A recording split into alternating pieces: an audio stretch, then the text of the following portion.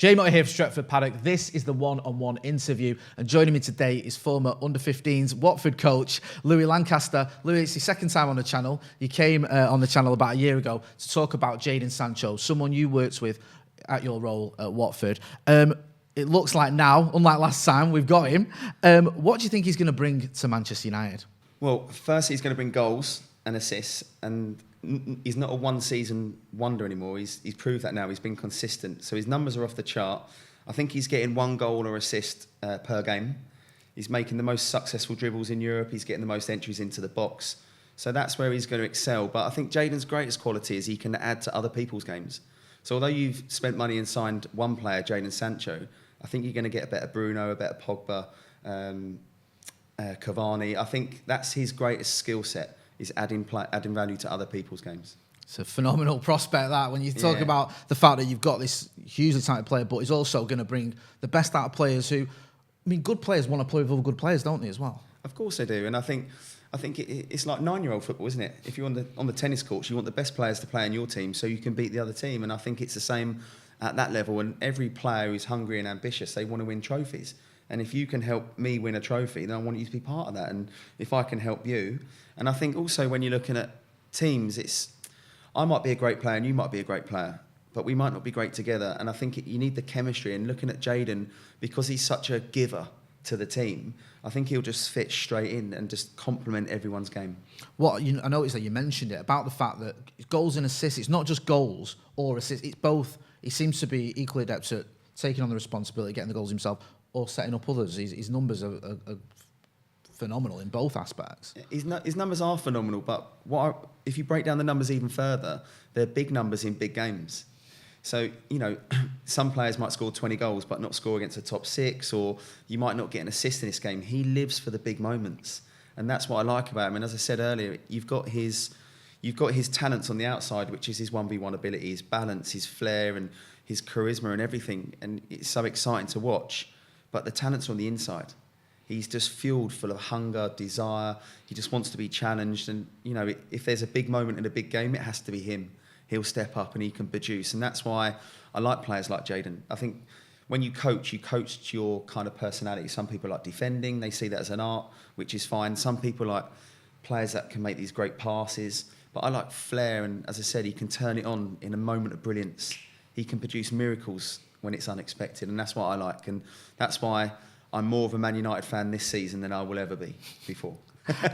You have worked with Jadon Sancho in the past. Just tell us a little bit about that, because you worked with him when he was a youngster, didn't you? And he was a sort of up-and-coming player. Yeah, so it was the summer of 2013 at Watford, and obviously during the school holidays, children are coming and going on holiday, so we ran a reduced programme where we combined all the age groups, so we had 12 to 16s all together, and at that time Jadon would have been about 13.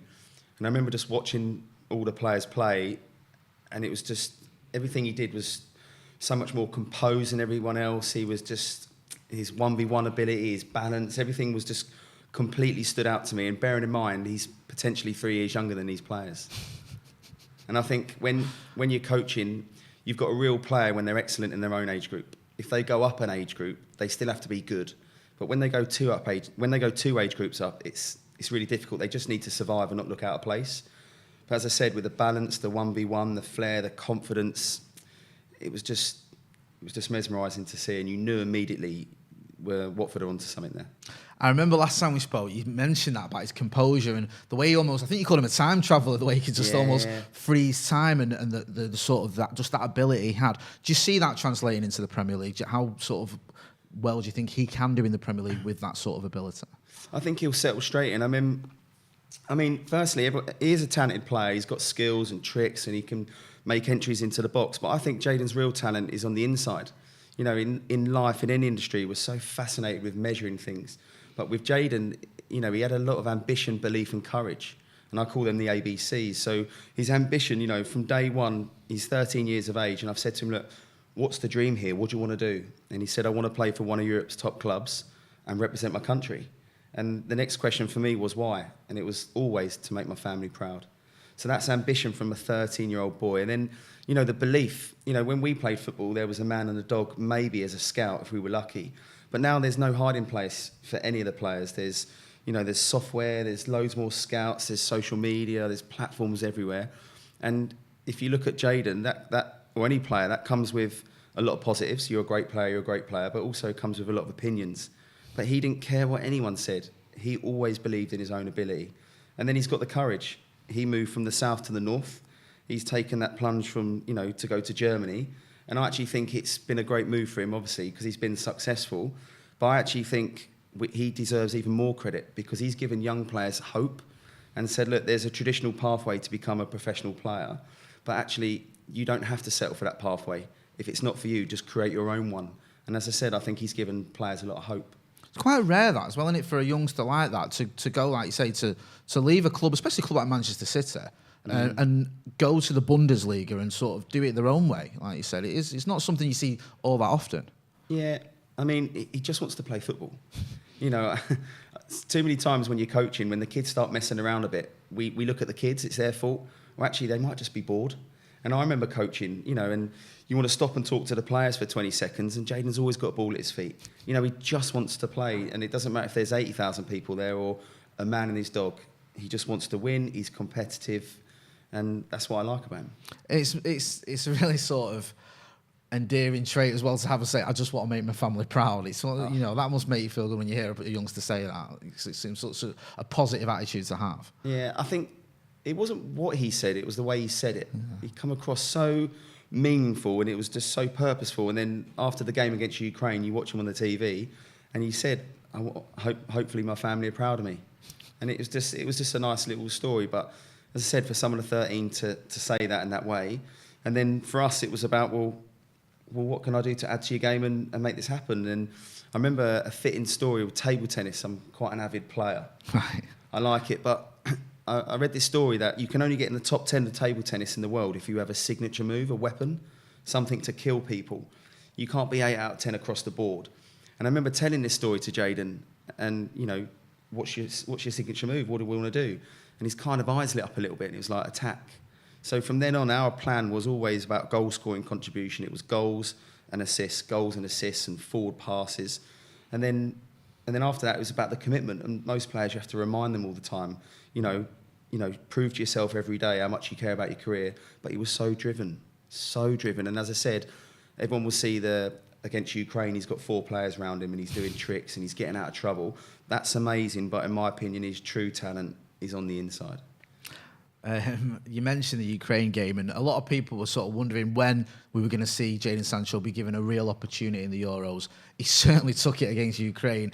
Do you expect him to get more opportunities? Do you think that he could play in the semi and the final, perhaps? Yeah, 100%. Yeah, I think it was great for him to come on. Obviously, what's been going on is, he's only 21. Imagine what we were doing at 21. He's got a lot of pressure on his shoulders. I think he's handled it really well. He's come on and produced.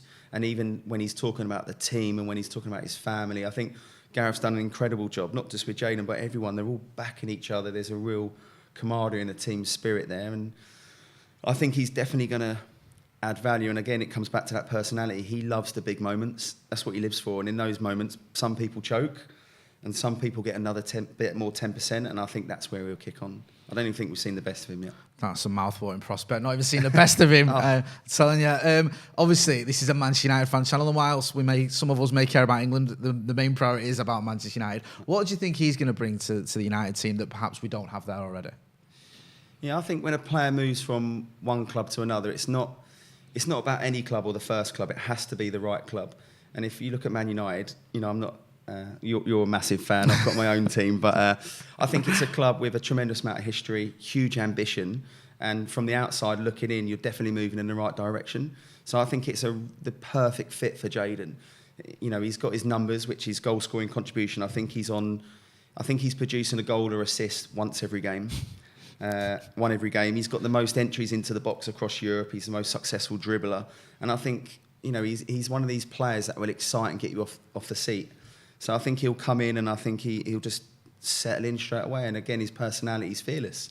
He lives for the big moments. So I think it's a great move. I think it's great for the club and I think it'd be good, yeah. I think it'd be good, yeah. I'm guessing there's a little bit of an understatement there. I think it'd be good. It looks as though he may not, it's not set in stone yet, that he may not get the number 7 shirt straight away. That may still go to Edinson Cavani, but long term, you'd expect him to have that number 7 shirt. We've had a bit of an issue with the number 7 shirt at Manchester United since the likes of Cristiano Ronaldo and David Beckham and Cameron Robson and all those greats. A few players have come in, and when they've had it, they haven't really been able to take on that responsibility and that pressure. But I'm guessing here that wouldn't faze Jadon Sancho. If he did end up with a number 7 shirt, it wouldn't be something that's too big for him, if that makes sense. I don't think it would faze him, and actually I think he'd be a better player for having that shirt because of the pressure. As I said, some people choke and some people get another bit more 10%, and I think give him the shirt. I think you're right from what we've seen already. He certainly looks like someone who'd revel in it. In terms of being at Manchester United as well, the sort of the way we are set up, I know Jadon can play at almost any position along the front three, but on the right-hand side in particular, you've got Aaron Wan-Bissaka at right-back who plays practically every game. Do you think that could be a partnership if he did play on the right that could work with Aaron Wan-Bissaka and Jadon Sancho? Yeah, I think when you look at the wingers, you want them as close to the opposition's goal as possible. You don't want them tracking back all the time, so they're 70, 80 yards from the goal. Wan-Bissaka is an incredible defender, 1v1. I don't think there's anyone better. So therefore, if he's so good 1v1, maybe Jadon could stay up the pitch a little bit further. So instead of being 70 yards from the goal, he's now 50, which is where he wants to be. He wants to attack. He wants to get on the ball. He wants to score. He wants to assist, excite the crowd. And if he doesn't have to track back, I think it's a marriage made in heaven. When you spoke today, you spoke about it last time, about that mentality, having the right mentality. And it's something Sir Alex Ferguson always spoken about when he said he looks for a player for Manchester United. He didn't just look about their ability. He looked at their personality, their mentality, whether they would fit into Manchester United. And it seems like, from what you're saying, that Jadon Sancho has not just the footballing ability, but that personality, that mentality that should fit a club like Manchester United. Yeah, I mean, as we said, he's got the skill set. And he's proved that, and he's not a one-season wonder anymore. He's been consistent with that. But then off the pitch, and also he's only 21, but he's actually really mature. If you think about it, to go from the south to the north, and he's had to move to another country. Suddenly you've got all this independence and responsibility you've got to do for yourself. So they're getting a 21-year-old who's very mature, and he's hungry to win. He just won the Bundesliga Cup. The Cup, in and, Germany. To see his Instagram light up and how proud he was, how happy he is. The best players want to win trophies. It's very, very simple. And he's obviously come to a club now with a tremendous amount of history and a huge ambition, and he wants to contribute to that. We spoke about this last time. I think I was asking you about his sort of the levels he can reach. How high can Jadon Sancho get to? Because you look at this, he's 21 years old. He's already got the experience. He's already shone in a different country, in a difficult league. He's doing it on the international stage now at one of the biggest competitions. What are the limits to Jadon Sancho? Do you feel? How high can he go? Yeah, well, knowing him when he was young, it was just. If I go back to when he said, "I want to make my family proud and play for those European clubs," technically he's done now. He's tick this, and he's finished. But knowing him, he's so competitive. He wants to be challenged all the time, and now he's come here. At the moment, I think he's actually underperforming to the level of his talents. Right. I think we haven't seen the best of him yet, and I genuinely think we're looking at a future Ballon d'Or winner. I mean, that's just right. Well, I hear that, but what I'm going to ask you now is, can he do that? Do you think at Manchester United? I think he can. I think because it's obviously clearly you've got the right setup. You've got, as I said, the club. I think Ollie's been amazing. As I said, from the outside looking in, I'm not a Manchester United fan. No, that's good. I probably will be now. But it seems like everything's going in the right direction. And you've got some incredible players. But you might be a great player, and I might be a great player. But we might not be great together. And I think it's all about chemistry. And I think that's the key. And I think if you look at the type of players that you have, I think, without looking at numbers or being on the training pitch with them, you can just see, I think there's going to be a bit of chemistry and it's going to work.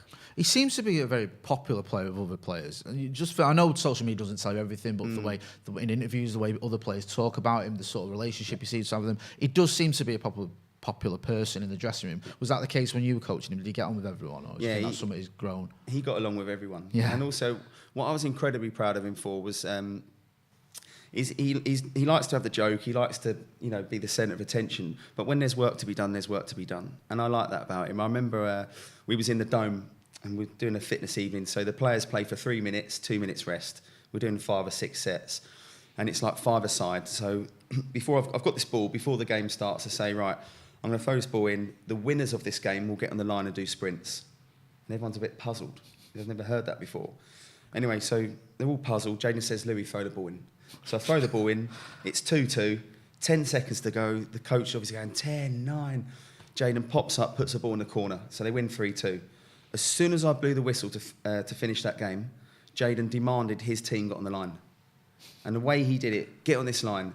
And it was so amazing because the losers, they started wandering over. They wanted to do the sprints. And he just went, no, you didn't win. And that was when, he's got a mindset. So he is likeable. He's a great character. He's full of confidence. But he's also got his head screwed on. When there's a job to be done, he's fully focused. Did you expect him then? You've spoken about how he always had this and sort of, how good a youngster he was and the attitude and everything. But to achieving what he's achieved at such a young age, have you been surprised at all by any of this? Because, I almost forget, he's 21 years old and, he's won trophy, picked up a trophy now at Dortmund. He's got the whole country talking about him from his performances for the national team. And he's got this massive move to Manchester United. Is there any part of you that's surprised you just think, this is almost what I thought this kid could do? I'm not surprised where he is now. I think anyone that's worked with him, he's a great player and he was always destined for something because he believed and the amount of work he put in. And as I said, he's quite unique in how he plays. He's so unorthodox with his 1v1. We haven't seen things like his balance and everything, but I was surprised at the Dortmund move. Wow. That's the one that shook me a little bit. Yeah. I went, oh, okay. And then I was thinking, oh, wow. Because you think about it, he's at Manchester City. He's got Pep Guardiola. You're thinking it's all set up here. Yeah. And he's just said, no, I want to play football. And I really respect that. And as I said, I think the impact of that move has given young players hope. Reece Nelson went, Reece Oxford went. And we have to kind of be grateful to Germany and say, look, thank you for giving our players an opportunity to play and make mistakes and develop themselves. And I think it's a wonderful success story now that he's coming back and, I'm looking forward to watching him play. And just finally, what's it been like for you watching him for England as well? It's sort of, everyone was talking about when's he going to get a chance, Yeah. And he took it just a bit, didn't he, against Ukraine? Yeah. What's that been like for someone who's worked with him in the past to see this kid you sort of worked with now playing for England and doing so well and taking us to, the semi-finals of the Euros? Yeah, look, I think I can't speak for everyone, but as a coach, you always want to be the best. And to work with him was just incredible. But we had a beautiful relationship where, the best players, you have to challenge them. If you can't challenge them, they'll just say you can't help. So my relationship with Jadon was always pushing him about goal scoring, then goals, that assists. And it was, look, be positive and show every day you care about your career. And he was always intense. And if, as I said, with the 9-year-old coaches, if the kids are messing around, is it their fault or is it your fault? So when things didn't go right, I'd be the first one to look at myself. And he made me a better coach, 100%. And if you think about it, Jadon went to Man City, but after he went to Man City, I went to China. So I'm being handed these first-team football team, and I've got these expensive players all putting me in, testing my limits. But Jadon prepared me for that environment. And it was just a wonderful relationship, and I'm really proud of him now. And I think, as I said, now we're getting to the semi-finals. Hopefully we get through out to the final. That's when it comes down to the crunch. That's where the choke, or you get that 10%, and he'll get the 10%. I'm sure of it. Louis, you've got me excited about England, but even more so about Manchester United when you start talking about, Ballon d'Ors and things. And I'm with you, I am as well, because the more I see Jadon Sancho, the more excited I get. He just looks like such a huge talent. And everyone we spoke to a couple of journalists over in Germany who said his attitude is great and everyone raves about him over there. So it's just exciting times for Manchester United. For sure. Louis, thanks for coming on the channel again. It's great to chat to you. Great to chat to you in the flesh as well. Thank you. Thank you for having me. Much appreciated. That's Louis Lancaster, someone who used to work with Jadon Sancho. Obviously, we're all looking forward to seeing Jadon Sancho, and we'll have loads more videos coming up as well. So make sure you are liking, sharing and subscribing. I've been Jay Moy. This has been a one-on-one interview. Thanks for watching.